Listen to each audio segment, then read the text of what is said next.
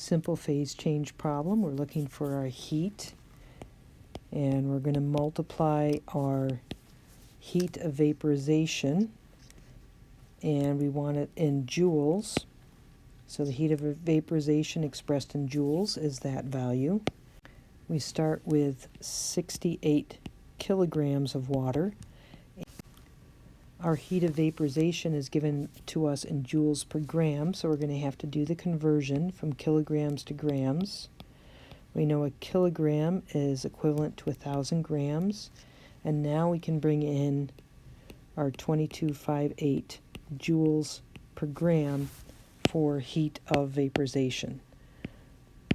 So looking at our units, we see kilograms cancel, grams cancel.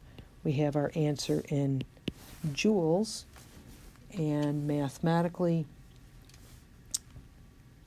this is going to come out to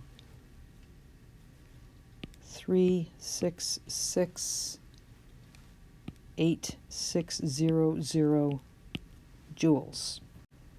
Now let's look at our sig figs.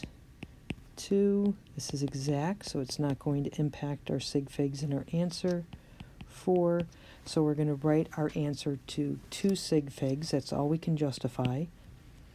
Let's first convert this to scientific notation.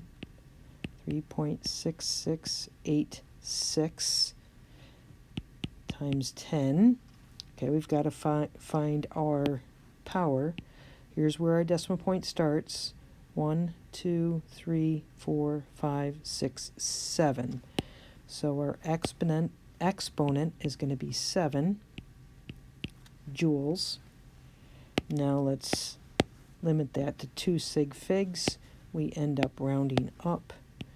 So our final answer, 3.7 times 10 to the 7th joules, as our answer.